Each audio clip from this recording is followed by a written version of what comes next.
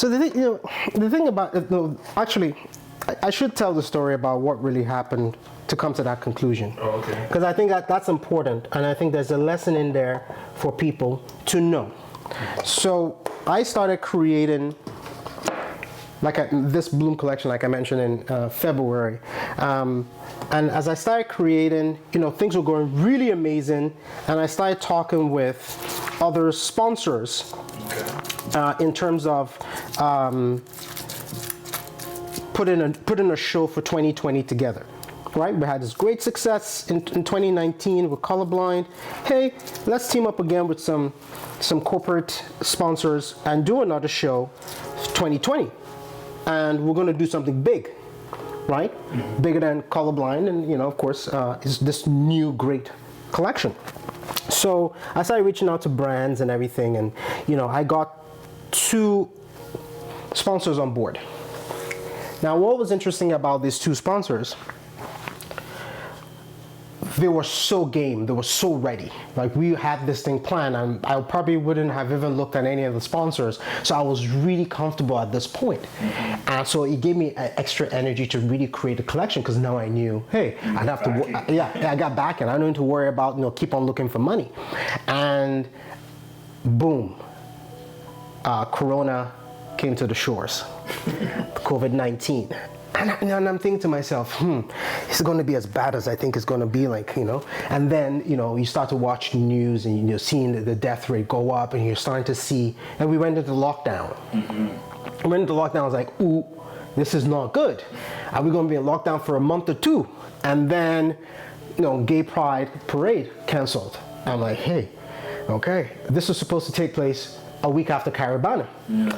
And the moment Caravana canceled, I'm like, there is no way you can do the show in August. If Caravana's canceled, then people are going to come out for that. People are going to come out for this, because the last show, Colorblind, was about 750 people. Mm-hmm. So we're thinking, probably we can do 750 again, probably over 1,000. In whether it's 2 days or 3 days. Yeah. But that's 1,000 people, COVID? No, there's no way that's happening, right? So I was struck, because I called and spoke with one of the sponsors, and I said, hey, listen, I don't think this is going to happen this year.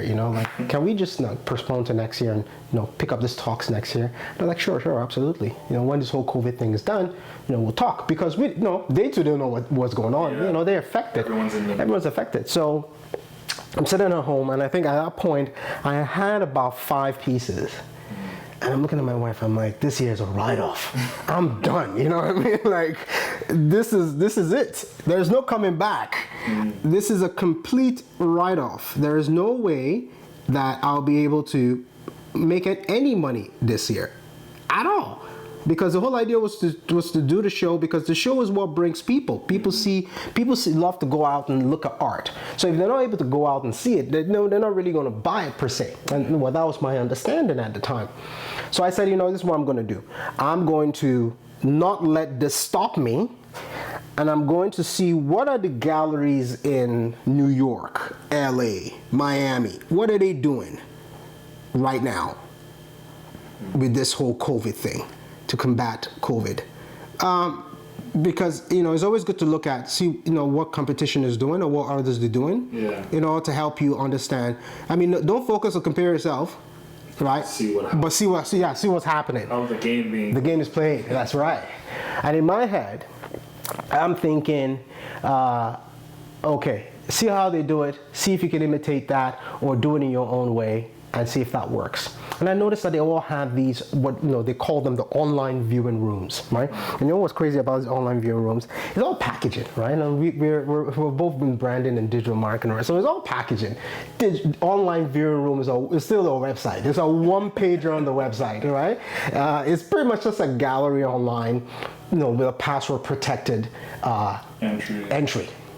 Well, okay, so, and it seems like, every one of them had this. So it looked like a digital software platform that someone created and, sold to all these galleries and made a killing during COVID, right? So I'm like, how do you recreate that? How can I recreate that for myself and my brand?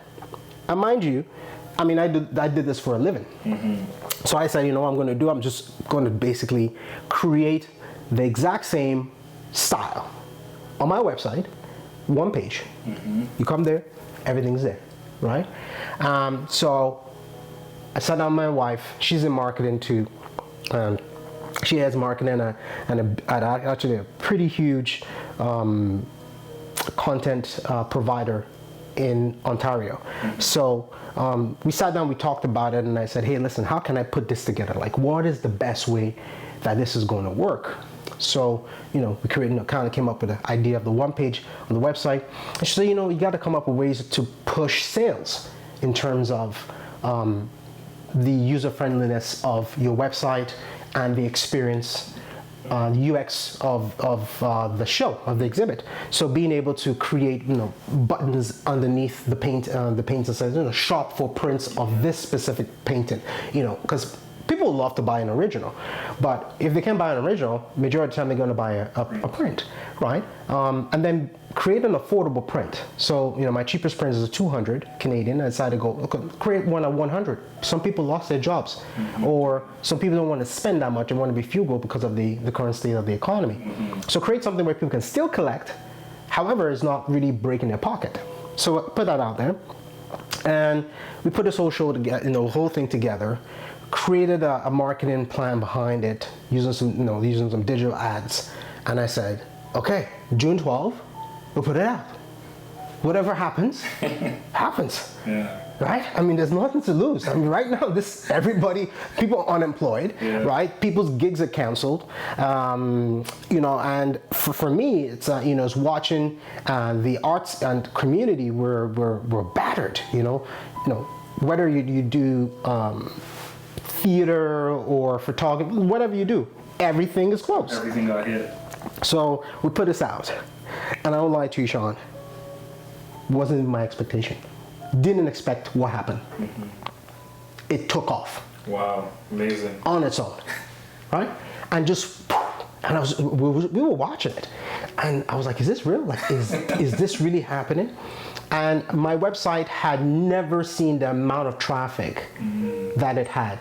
And because it was digital, the show was international. It was not just a localized show in Toronto. So you had people from all over Canada, all over the US, all over Europe, parts of Africa. And the great thing about it too is also, she provided me with, because I'll call her my manager, my partner, because she's a huge visionary in what I do. And we reached out, she had a list of all the arts and culture journalists in North America, in the US and Canada included, and shot them emails. Hey, would you like to cover this? No. And it was all, this her first, that she calls, she loves it, her first press release that she kind of, and it worked because, we got a lot of press behind it. And then, things that happened, and I think there's a combination of a lot of things. One, people were home during COVID. They hadn't gone out to spend all that unnecessary money that they normally would, whether it's going out to eat or nightclubs, party and socializing, and other things. They were home, and they're realizing my house looks ugly. I don't have nothing because I'm never home, right? It's the basics. How can I beautify my home? So, and a lot of people decided to splurge a little bit, right? And they started buying more stuff. Then you also have the Black Lives Matter movement got intense with the death of George Floyd, and I didn't post a black square. I'm black. I don't post that. I live this every day. The subject matter of my work is black. Everything about me is black. So, what I did notice is what I'll call allies. Some people that wanted to amplify our voices. So what you had is a lot of people share my work, which grew also, and it was perfect at the same time because the online show was taking place, and the content of the online show was talking about inclusion and beauty. So basically it was Bloom, beauty in the black form. And it's a complete story because each of the subjects that I painted, after I was painted, I reached out to them. I said, you define what beauty and blackness means to you. Yeah, I saw that. That was really smart. Right? Because And remember, I'm just an instrument. You want to hear it from the horse's mouth. You want to hear it from them. How do you feel about being a black woman? And what does your beauty mean to you? What does it mean to be black and beautiful? And you define that and let the world hear it with your voice. And I want to put that on the website. And some of these, I remember Sharona Osborne. Oh man, love Sharona. So Sharona, she was the first one I reached out to. And Sharona said, oh, absolutely, I recorded. And she's like, how long do you want it to be? I'm like, nothing more than a minute. She's like, okay. I thought hers was like 2 minutes. And I was like, but the moment I heard it, oh man, I was almost in tears. Goosebumps. Even to right now, I'm still getting goosebumps just thinking about it, right? And it was just, and that was the blueprint. So I sent it to the other woman. I said, okay, here's what Sharona said. Don't say exactly what she's saying, but at least it gives you an idea to how comfortable you need to get in talking about it. And all these women, I mean, they went off, and all the stories are there. So all these people are hearing about me for the first time, and they're trying to support black and support black creators. Fine. They're going on and seeing everything, and that also propelled, how successful the virtual show is. And it's so amazing that this year is actually my best year. It was way better than last year.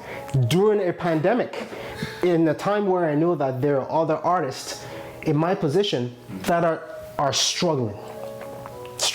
And the reason I know this is because not only do I work very closely with Artscape, I'm actually one of the board of directors on Artscape.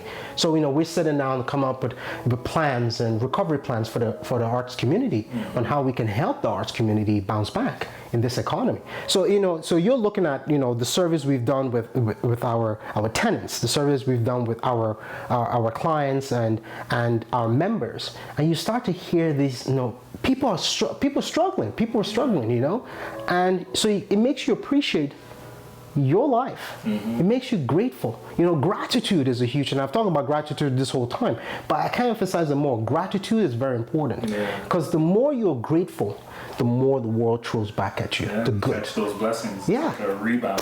Oh, absolutely. So that's the whole story about what happened with Bloom. And I felt, normally at this time of the year, I mentioned this when you first came into the house, I'm normally not creating at this time of the year. It's actually my off period where I'm just taking it easy. But, it was nice because I've worked so much in the summertime, or spring, summer, that I normally take late summer to fall and Christmas off, and then start creating again in the wintertime. So now it's like I'm back into it because hey, we're going back to the grind. We might even go back into lockdown again. I hope not, but it's how do I keep on this energy, just keep on creating more. And so I'm really glad of how things have played out on its own this year. Excellent. When I came in, you had Tom Bilyeu. I listened to a lot of his stuff. Yeah. I like his impact theory. Yeah, really amazing. Yeah, I like his stuff. It's good to learn, learn from people's and learn from other people and their experiences, right? On things you need to know. That can help you in the long run. Absolutely, because I'm a major procrastinator. I procrastinate a lot, even to the point where my wife says, I'm like the kingpin of procrastination. Like it's your picture of the dictionary type. It's like, if there's one thing I'll need for you to do is, you fix that, because you can just. And the thing is, I do it on everything. It's a crazy thing, because I was, you can send me a text message, I receive it right now, and it's like, I'll reply back to that after. And if I just keep on painting or do whatever, 2 hours go by, in my head, I've responded to that text message. Yeah, sorry. Yeah. They know I saw it, right? It's done. It's done. Yeah, I got the message. But it's like, no, it's not done. You still need to reply back to that person, right? It's to actually communicate. That's right. With the people. So it's no one's perfect. I'm not just walking around perfect guy. I have my own issues, so we're all human, in our ways. So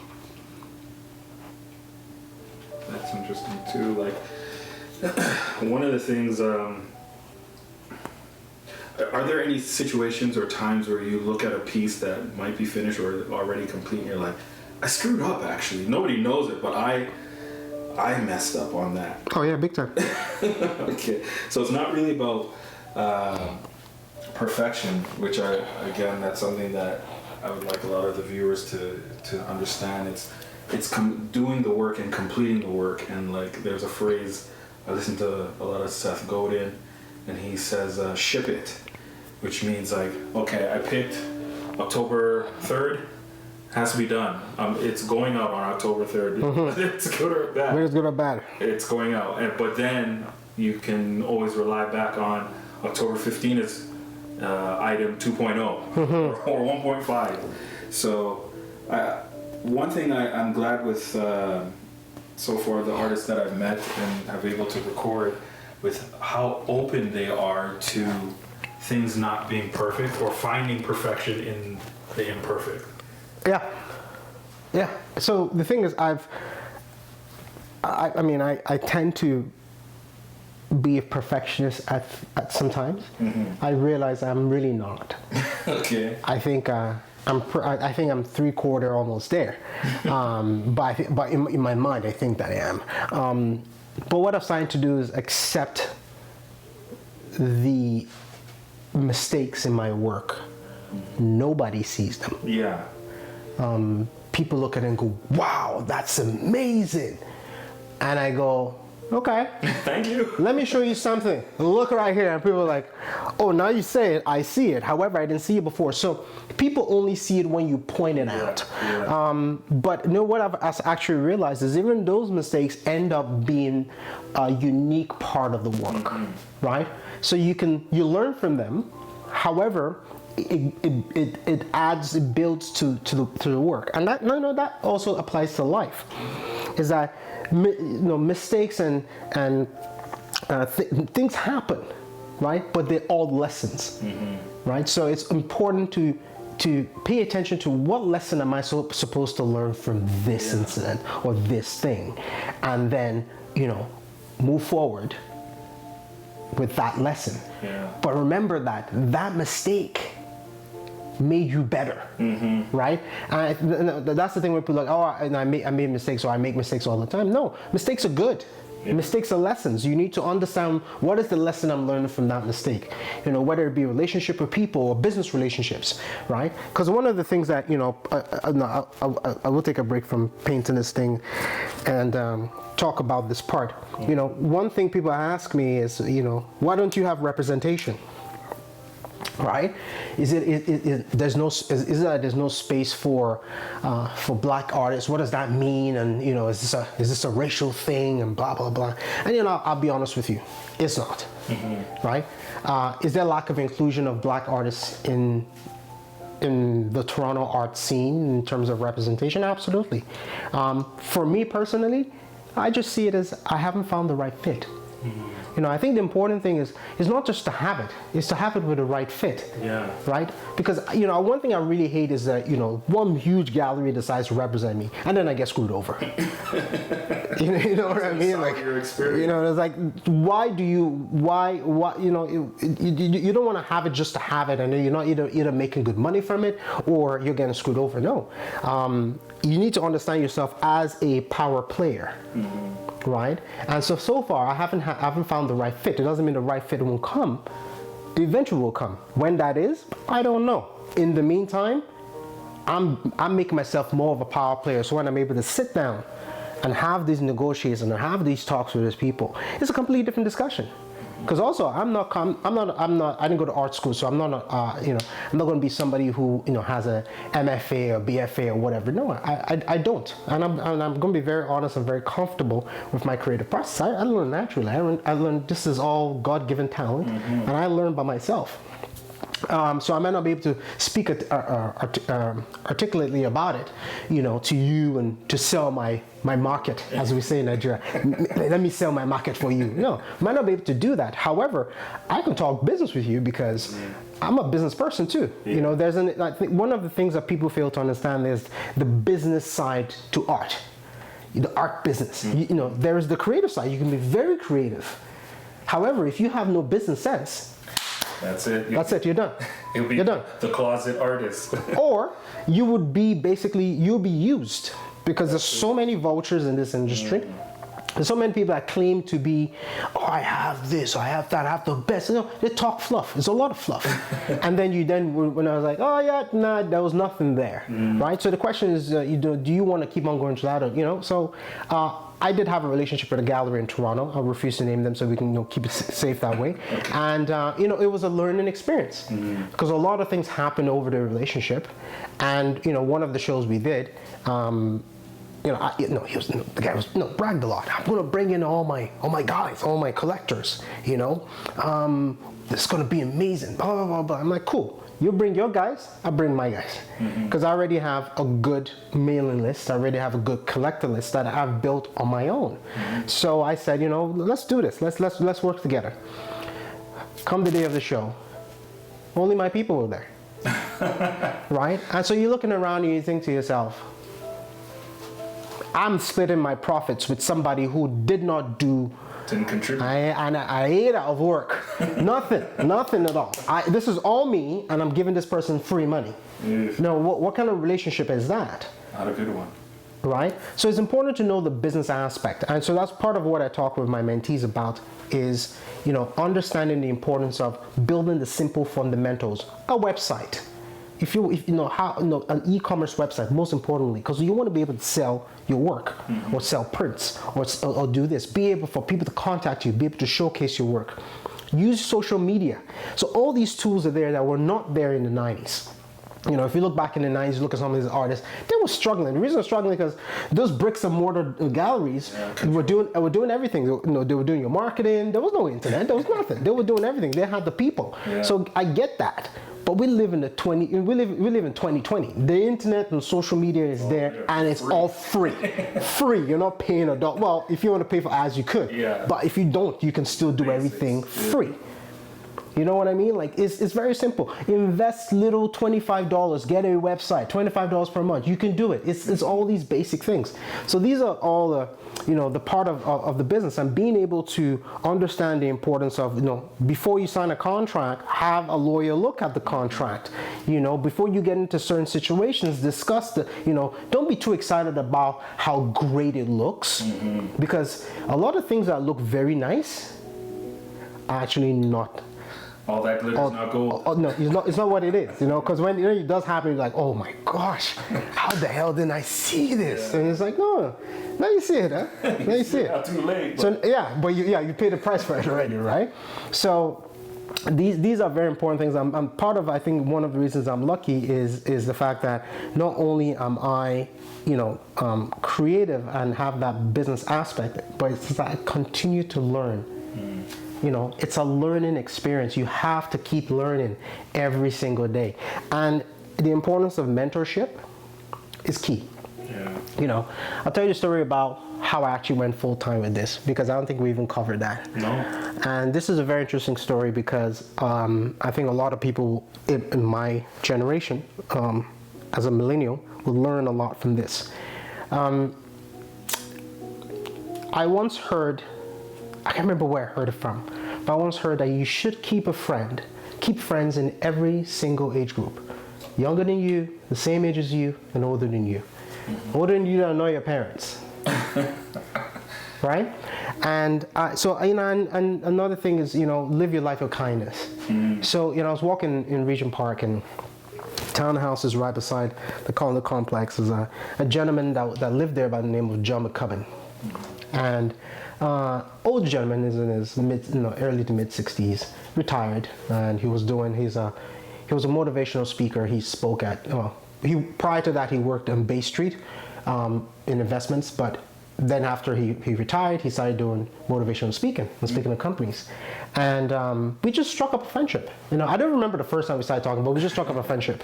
And it was normally always when I walk my dog, and I'll stop by and, hey John, how's it going? And we chat and everything. And very interesting guy. I mean, he's one of those guys, you know, I just want to sit down and just listen to all the, you know, all the wealth of knowledge, you know, and every time I see him, it's that reminder of the saying, you gotta have a friend that is older than you, that is not your parent. Yeah. So, and you know, I looked at him like, you know, like a father figure too, right? Because he's younger than my dad, but you know, could be my dad. Let's be honest, right? So. Anyway, so we started talking, and I started telling him, I'm painting, and he's like, oh wow, that's amazing. This is when it started happening, and over time he asked me, so how's the new painting? And I was like, oh, it's amazing. I'll show him my phone, and he's like, good. And then one day, he just says, have you ever thought about doing this full time? And I was like, no, never. No. I love my job because I love the job I was doing. I love my clients. The company was something else, but the job itself was amazing. I wasn't one of those people who woke up each morning and said, I hate going to work. No, I enjoyed going to work. I enjoyed talking to my clients. I actually enjoyed because I was transforming people's businesses. We were helping mom and pop stores basically increase their digital footprint online. Wow. So helping them, if they didn't have a website, helping them and get a website being built, social media, doing digital ads, whether it's Google AdWords or social ads. So all this was part of my job. So I enjoyed it because you see people succeed, you see sales go up, and these are people, mom and pop. So these are small businesses, and they're vital to the economy, right? So for me, I loved it. You're making a difference in their life. Exactly, and a lot of these clients are older, so they don't understand the importance of a website. They don't know. So when they see the success after they've done all the stuff, and they call you up and they're like, oh no, sales increased this month, I'm so excited. I'm like, there we go, that's it. So see, all of this was just because you needed these things, these fundamentals, and I loved it. So in my head, I'm like, quit my job. Why? I like it. No need. I would love to make more money. Everyone would love more money, but I think I love what I'm doing. But it was just a seed he planted, right? So I'm like, oh, okay, yeah, probably think about it. But he planted the seed, and I didn't just think about it. Consumed you. I was like, what if I do this full time? I'm talking to my wife and we're exchanging ideas, and it's like, how is that even going to look, and how is it possible? And another time I saw him again, he's like, so did you think about what I said? I was like, oh, of course I did. Yeah, and I was like, so you tell me, how is that possible? Like, how would that look, and how would I do it? And he gave me this plan. It's a very simple plan. And the funny thing, I actually saw him about 2 weeks or 3 weeks ago.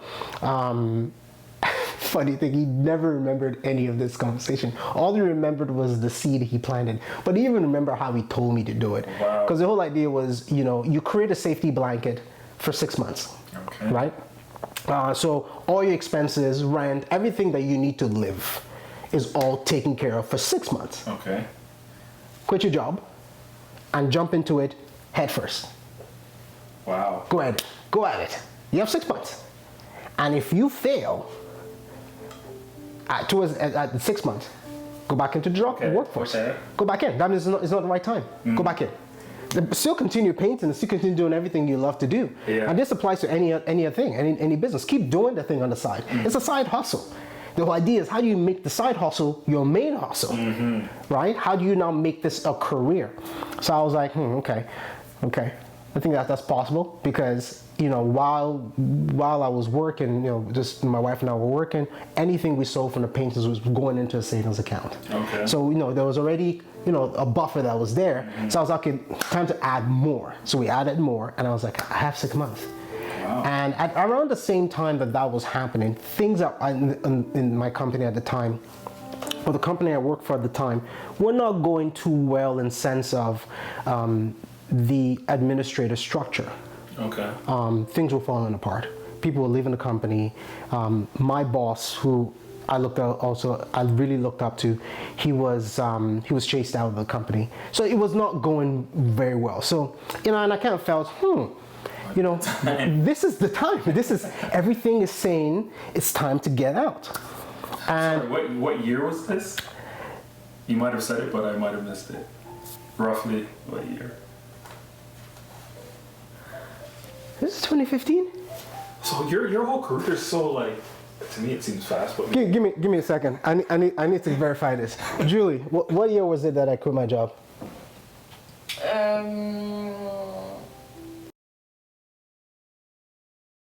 August 2016. Okay. That's the date. 1 second. So, so August 2016 I quit. And this is the interesting thing about when I quit.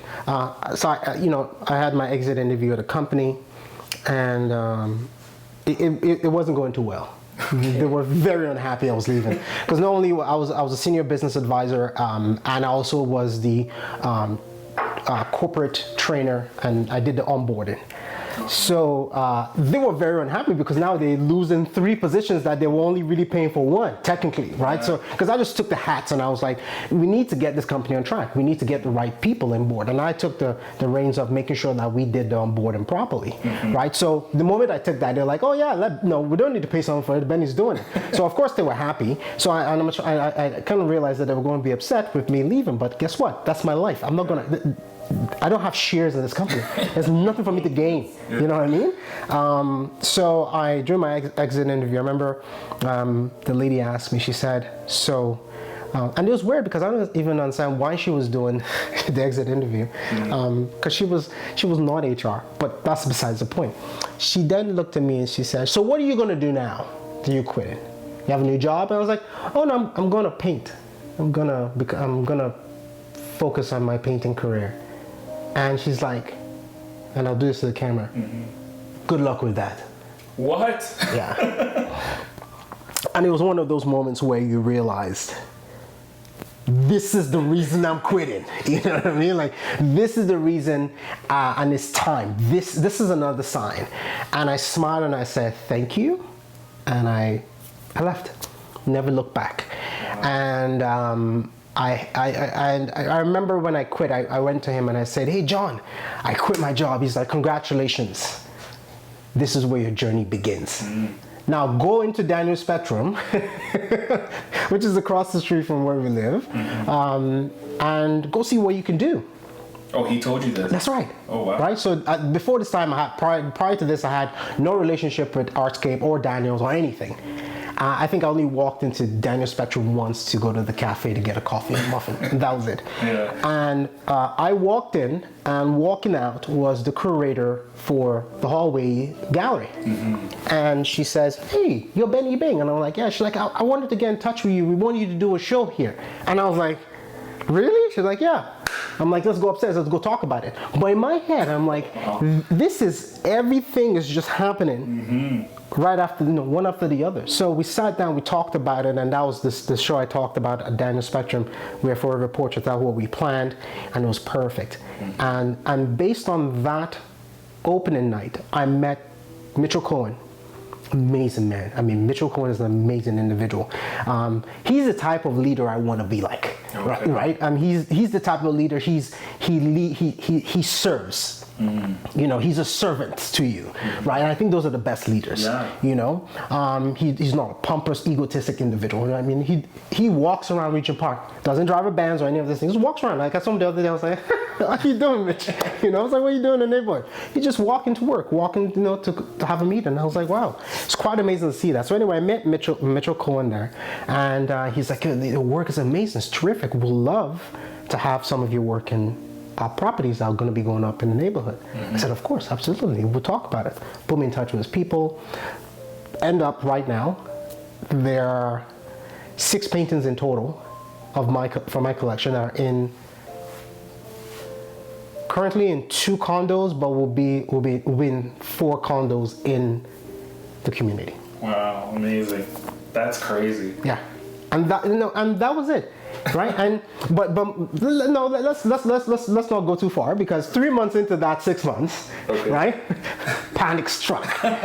And I mean, it was just where you start to feel the fear. It's all fear. It's all in your head. The fear of, I'm going to fail. I'm not going to do this. Or the fear of success. Would I be able to perform if I really make it, right? There's all these different things. You start to doubt yourself. Am I actually even such a good painter? You know what I mean? Like, you're looking at your work, you start to go on Instagram and you're like, oh my gosh, look at all these amazing artists, I'm crap, But it's like, no. Block out that stuff, and more importantly, never compare yourself. You see, I'm a firm believer that comparison is the killer of success. Never compare yourself. Never. That would be one thing I'll look in the camera and say, never compare yourself. You are unique in your own way. There is no other person like you in this world, so of course there's no other person that's going to have the same talent that you have, right? You're here to leave your own imprint in this world. So, I mean, don't get me wrong. I'm scared. I'm sitting down here like, yo, I'm actually gonna fail.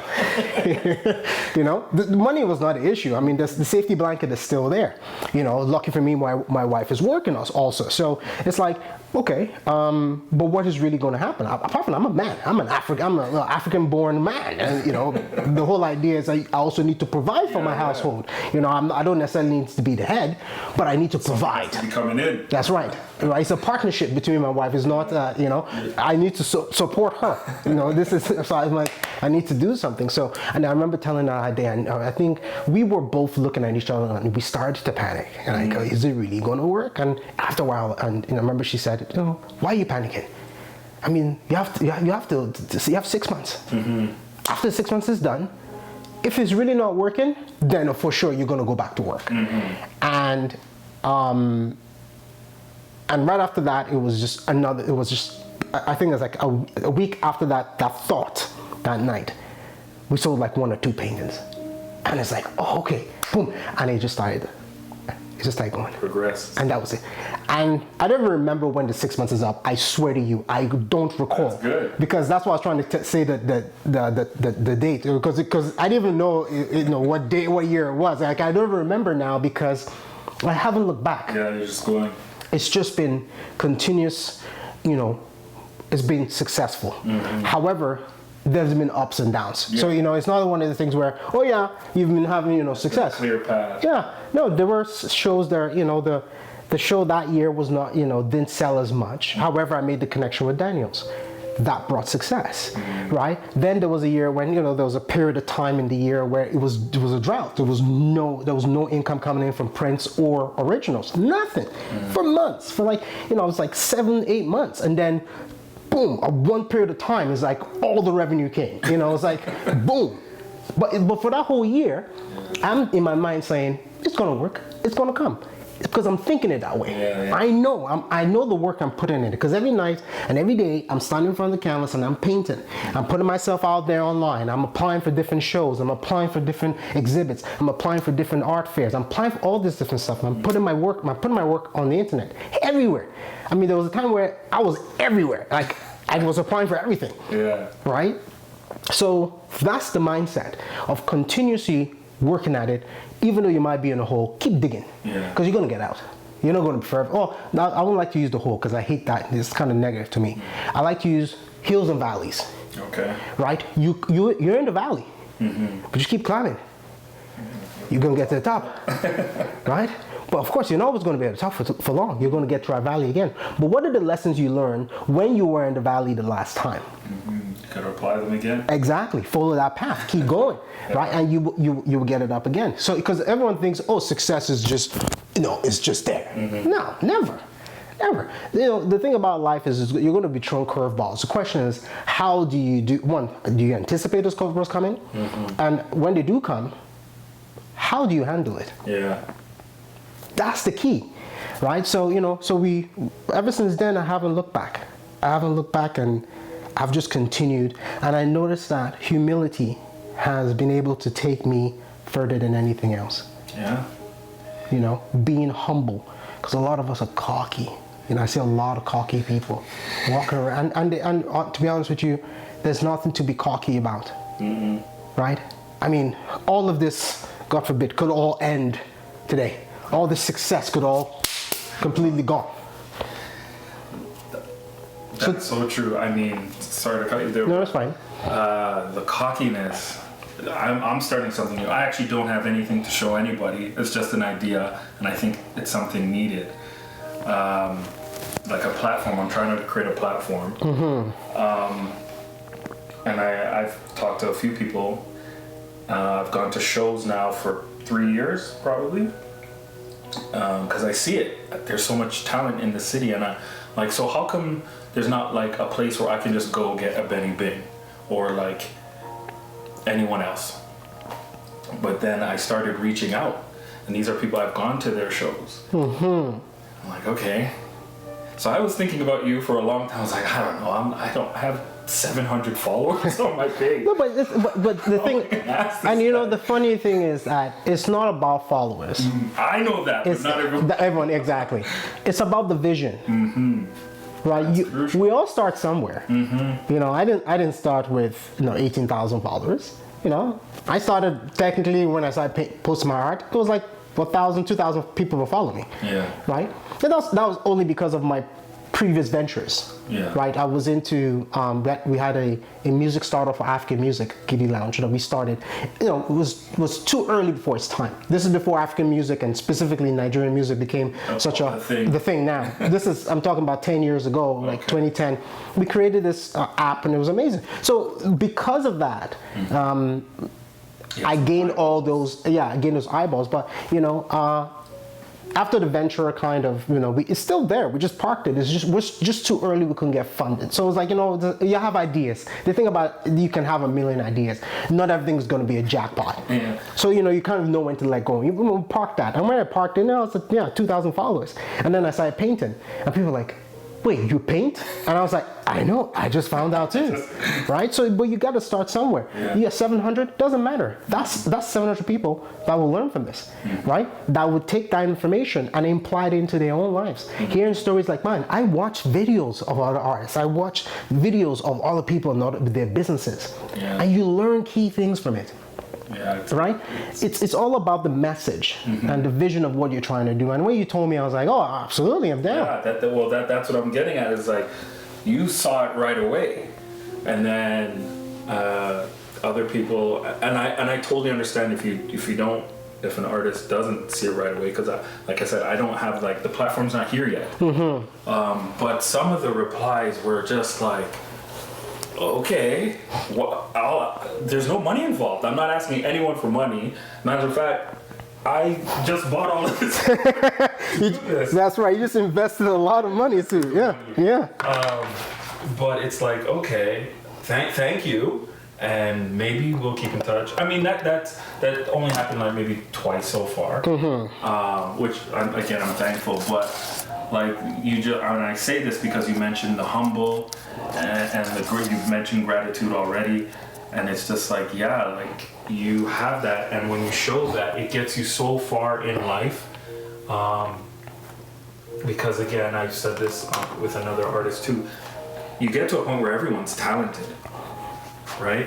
But then what carries you? Were you a pleasant person? That's right. If you weren't, a character, the person, yeah. If you weren't, you might be stuck in a place because no one wants to do business with you. Exactly. You want to put your work in this particular show because you weren't nice to this person. Yeah. And this person is actually in charge of the show. That's right. And I think you put it in a very nice way. And, you know, I appreciate that. You know, you don't be an asshole. That's basically what it is, right? And we know that, you know, that is what turns people off of you. Yeah. You know, that is what turns people off of you.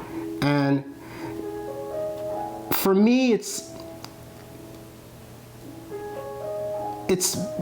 I like to treat people the same way I like to be treated.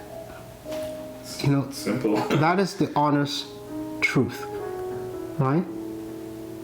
And if you treat me in a way I don't like, I will set you straight. Doesn't mean I will return the favor and treat you that way, but I will set you straight. But I don't want to live my life like that. You know,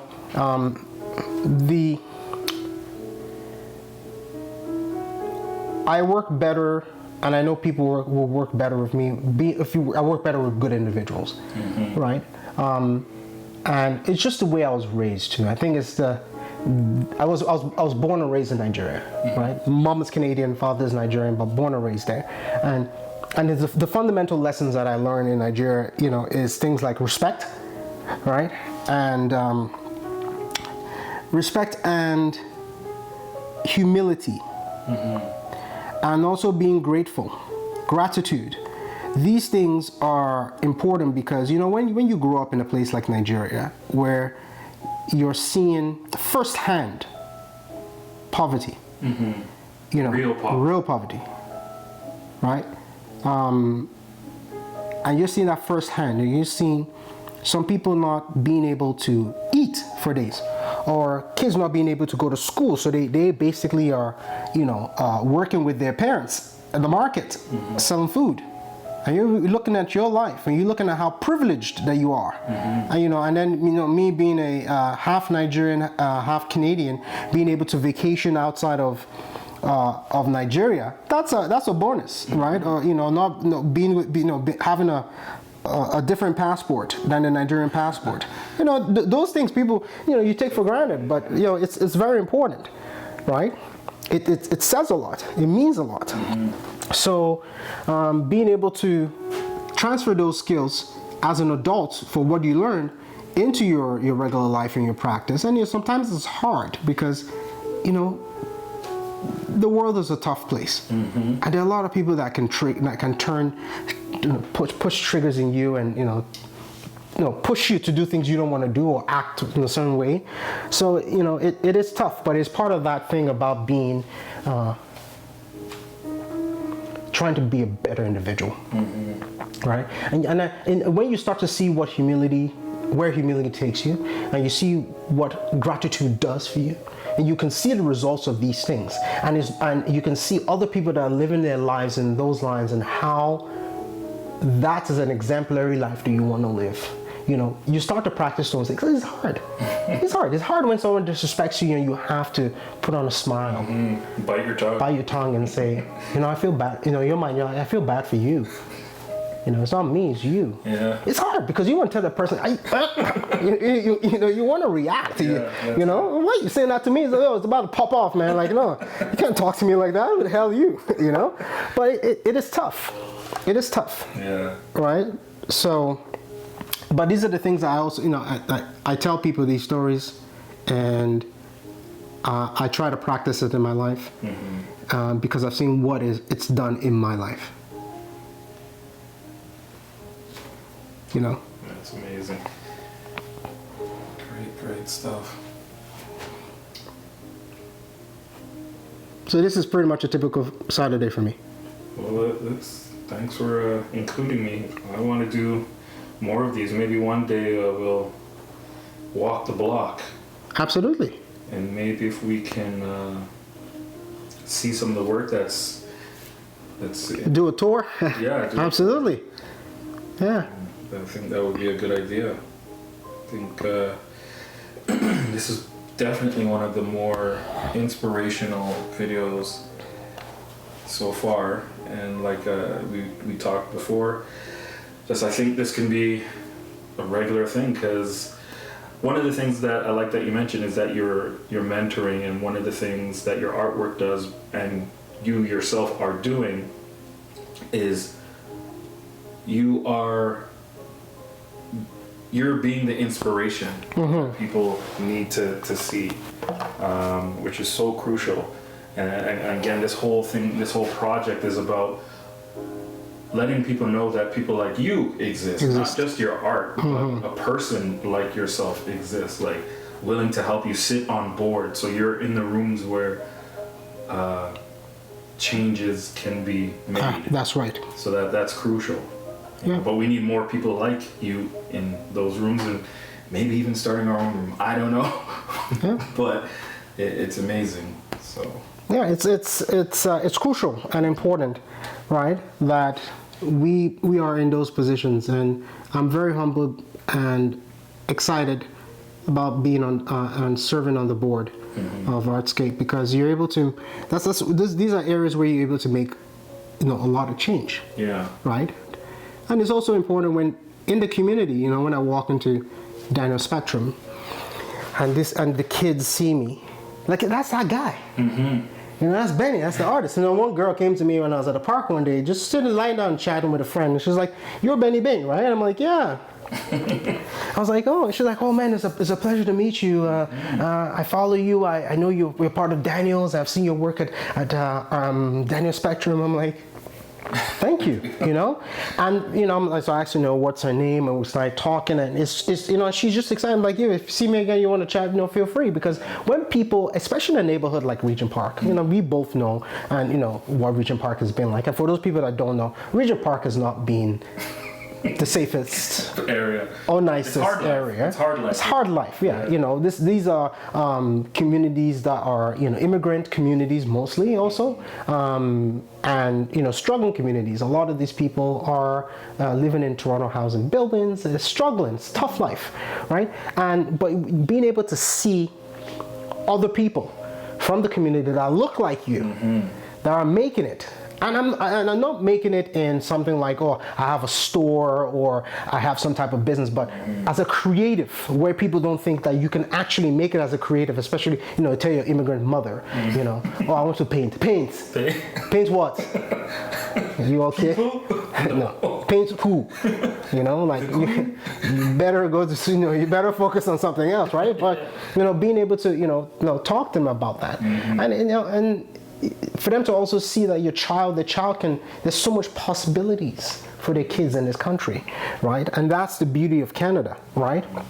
And the communities we live in, being able to give back and inspire. Yeah. I think that's the word I was looking for. Inspire them to think bigger, to look beyond, you know, what Regent Park is, right? And see that there is a whole different world out there with a lot of possibilities, and you can do whatever it is that you want to do and be successful at it.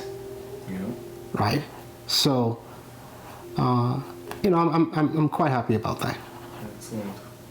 And to let them know that success has many different faces. That's right. We sometimes get caught up with the LeBron James version of success, or the Beyonce version of success. Yeah. Success can be being a visual artist in the city, and you do this as your career. You might not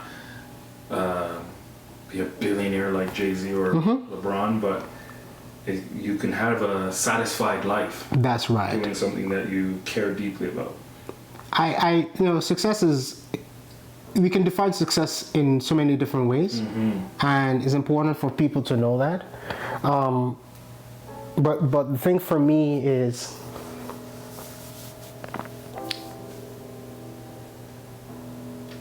success is not necessarily about money. And it's important for people to understand and know that, is that success is not only about money. And I think we fail to kind of grasp that. So we always think, oh, you know, to be successful, you got to make tons of money. You know, no. Accomplishing certain milestones and tasks within your career is important. And some people view those as successes for them, right? Some people might not have the huge monetary success of people like, you know, Jeff Bezos, or, you know, well, you can use that as richest man in the world, or even, you know, Jay-Z or Beyonce. However, you know, you can make a very comfortable living, that where you have peace of mind and happiness. And, you know, happiness, you know, is also subjective, and you can define happiness the way you want to define it. But having those things where you don't have to worry about, you know, where am I going to get money to pay my rent, or can I afford to replace my car, or can I afford to take a trip, or just being able to not have to worry. I think that's it, right? Yeah. For me, that's how I define my success, right? Would I, of course, love more money? Absolutely. I think everybody will love more money, right? But I don't base my career on I need to be a millionaire. My paintings need to sell for 1.2, 1.5. No, not at all. The impact from my paintings to me is more beneficial than reaching the level of the painting selling for $1 million. If you can change the way 5 black girls view themselves and how they see themselves based on what you've created, is more powerful than your painting selling for $1 million. Yeah. Because those women are change makers and will become change makers, right? So that to me, those are the things that are important. Where, you know, I can see, you know, someone asked me, what would be the imprint I love to leave in the world? You know, if God blesses me with, you know, years and being able to live to my old age. And someone came up to me and she said, you know what, I either owned, my parents owned, or I owned, or I saw your work and it inspired me to do such and such. That to me is what I want. The impact. The impact. Amazing. Right? That to me is more powerful, because your work can sell it for $1.5 million today, and in the next 50 years, what's $1.5 million? You ain't shit. You know what I mean? Think about it. Just think about it, right? I remember when houses in Toronto were 200K. That was not too long ago. That's not too long. Now houses are 1.2. What does 200K mean? Nothing, right? You can't even get a condo with 200K. So yeah. That's the message for me. Wow. I think we'll end right there.